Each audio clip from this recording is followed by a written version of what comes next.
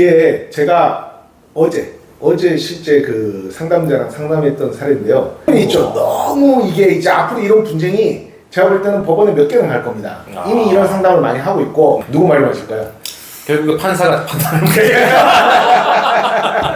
판사가 판단하면 되겠죠. 홍보빈 대한중앙 김 소장입니다. 안녕하세요. 조겸 변호사입니다. 안녕하세요. 저 김준호 중개사라고 합니다. 오늘은 지금 아파트가 엄청 불장이었죠. 네, 지금 강남과 성수에서 활발히 아파트 중개를 하고 계신 지금 성수동에 소재를 하신 A부동산 대표님 김준호 대표님 모시고 저희 대표님과 함께 한번 계약금과 최근에 분쟁에 대한 좀 한번 컨텐츠를 만들어 보겠습니다.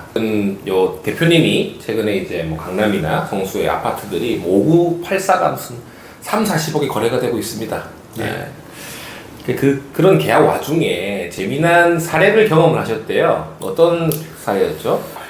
첫 번째로는 이제 배액 배상이라고 하죠. 이제 계약을 이제 약속해 놓고 매도인의 경우에는 배액 배상을 해주고 계약을 파기하고 매수인은 이제 계약금을 포기하는 사례가 많이 생겼었는데, 계약금이 매매 금액이 10억에 계약금이 10%인 1억이라고 하면 1억을 다 먼저 입금을 하진 않잖아요. 그렇죠. 가계약금이라고 그런 명목으로 맞습니다. 일부를 입금을 하죠. 네.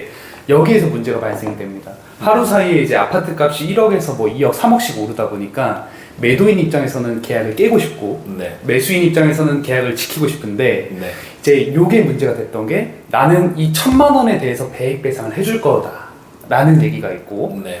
이제 매수인의 입장에서는 매매가액의 10%인 1억에 대한 배액 배상을 해줘라 라는 얘기가 있었거든요. 근데 여기에 대해서 좀 분쟁의 소지가 되게 많았던 것 같습니다. 그러면은 가계약금만 배상하면 되는 경우와 계약금 전체를 배상해야 되는 경우가 어떻게 있을까요? 우리 판례는 기본적으로는 크게 두 가지 입장입니다.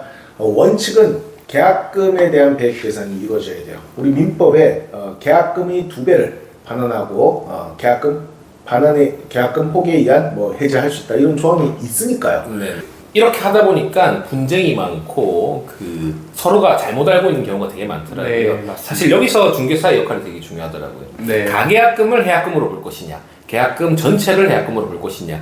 그걸 결국에 가계약금 당시에는 보통 계약서를 적지 않고 문자를 매도인과 매수인에게 보내고 답변을 받는데, 그때 뭐라고 하시죠? 네, 이제 두 가지 사례가 있는데, 저 같은 경우에는 이제 입금받은 계약금 일부를 뭐 포기하는 조건이다 라는 게 이제 매수인의 입장인 거고, 매도인의 입장에서는 입금받은 계약금 일부의 배액 배상을 상환하고 계약을 해지할 수 있다, 이렇게 저희 단서 조항을 달고 있습니다. 네, 문자 그 끝부분에 네. 이 일부 들어간 가계약금을 해약금으로 본다 네. 라는 문자만 넣으면 서로가 주장할 수가 없겠죠. 결국에 이 들어간 금액만 들어간 금액으로 포기를 하거나 배액 배상을 하면 되니까. 맞습니까?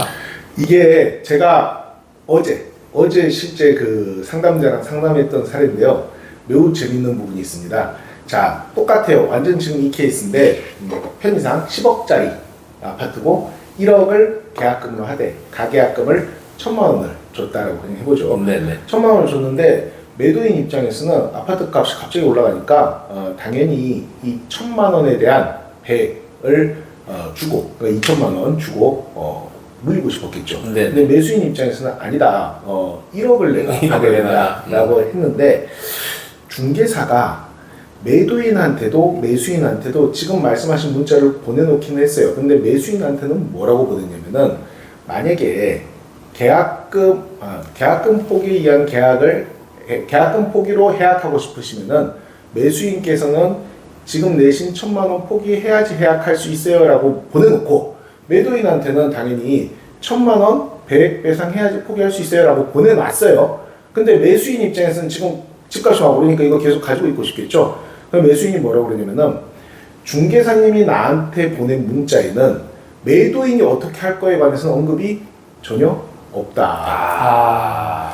매수인, 내가 만약에 이것을 해약하고자 한다면은 이 1,000만 원을 버리고 해약을 하면 된다라고 중개사님이 얘기했고, 나도 중개사님한테 동의합니다라고 문자를 보내준 것은 이 부분이지, 우리 민법이 정하고 있는 원래 계약금을 매도인이 매수인한테 계약금 상당 금액을 주고 해약할 수 있는 부분에 대해서는 언급이 없으니까 특약사항을 양쪽에다 똑같이 해놓고 내가 매도인도 그러면은 요 1,000만 원을 해결할 수 있는 거예요. 매수인도 1,000만 원을 해결할 수 있는 거예요. 하고 동의해준다라고 내가 동의 문자를 보낸 게 아니고 나는 뭐만 보냈다? 나는 이 1,000만 원은 내 권리. 그럼 나는 이걸 받아들이기에 민법에는 분명히 가계약금 같은 거 없고 계약금 1억으로 해결해야 되는데 매도인 입장에서 1억으로 해결해야 된다고 난 생각했고 우리 법이 그렇다.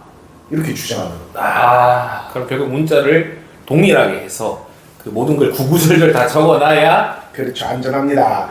이 1,000만 원을 해결하려면은 매도인, 매수인 양쪽에 똑같은 걸 보내야 돼요. 매수인한테도 만약에 계약금 포기에 의한 해약하려면은 1,000만 원 포기하셔야 돼요. 그리고 매도인도 1,000만 원 곱하기 2 해서 주고 포기할 수 있어요. 동의하시죠? 라고 보내야 되고 둘 다 양쪽에도 똑같이 보내야지 문제의 소지가 없는 것이지. 그리고 답변을 다 받아야 문제의 그렇죠. 소지가 없는 것이지.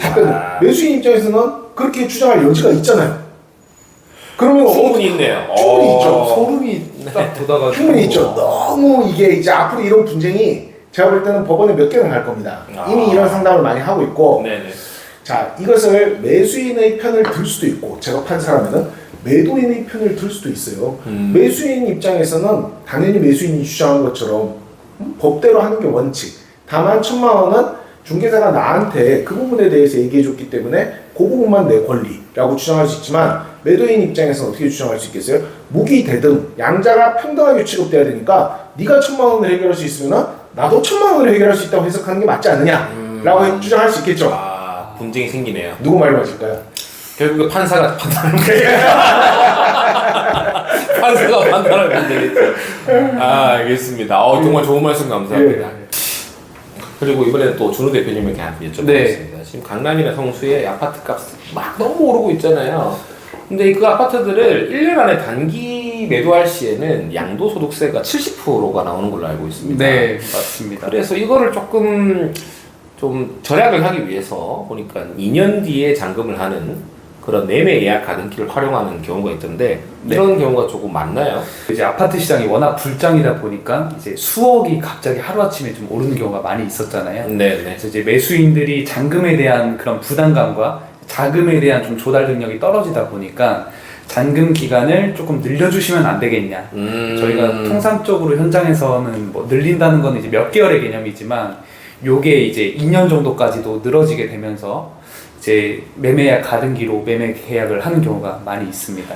그래서 이제 그 좀 매수자가 불안하잖아요. 네. 좀 공증을 선다든지 이렇게 하던데 대표님한테 여쭤볼게요. 솔직히 차용증을 쓰든 공증을 쓰든 그건 결국 서류일 뿐이잖아요. 그렇죠. 이행을 하지 않으면 분쟁은 얼마든지 발생을 할 수 있죠. 물론 네. 공증이라 하면 그 문서의 어떤 진정 성립이라든지 혹은 문서를 통한 집행이라든지 이런 부분을 확보하기 위해서 굉장히 계약을 단단하게 묶는 제도 중에 하나이긴 하나 네. 분쟁이라는 건 항상 발생할 수 있는 거고 어떻게 묶어놔도 분쟁이 발생하면 그 분쟁을 해결하기 위한 절차로 돌입할 수밖에 없겠죠. 그럼 2년 뒤에 꼭 소송이 또 생길 수도 있긴 있는 거네요. 있죠. 물론 이제 그런 어떤 공정이 있다든지 그런 경우에 그게 결정적인 증거, 소송의 어떤 승패를 가르는 결정적인 증거가 될 수는 있겠지만 소송이야 누구든지 원고가 돼서 제기하면 할 수 있는 거니까요. 혹시 이런 걸 좀 미연에 방지하기 위해서 뭐 하고 있는 장치가 있나요? 현장에서도 그래서 이런 처음에는 이제 중개로 시작을 했다가 추후에는 변호사님들이 내용 증명을 주고받는 사례가 워낙 많이 생기다 보니까 네. 거기에서 이제 좀 많이 자문을 얻어가지고 특약을 좀 꼼꼼하게 넣습니다. 예를 들어서 이제 계약을 이행을 했다는 게 이제 중도금의 착수인데 중도금이 들어가고 나서도 만약에 계약이 깨지면 어떡하냐. 그러니까 워낙 아파트 시장이 뜨겁다 보니까 15억에서 뭐 20억이 올랐을 때는 이걸 매도인이 깰 수 있는 거 아니냐라고 이제 그런 문의가 많으셔서 이제 시세 차익분의 그러니까 매매한 금액 차익분의 몇 퍼센트를 이제 뭐 위약금으로 좀 약조를 하고요. 예를 들어서 매매한 금액의 10억이 올랐다고 하면 여기에 대한 뭐 50%를 이제 뭐 위약금 명목으로 지급했을 때는 계약을 해지할 수 있다라는 식의 이제 특약을 추가하고 있습니다.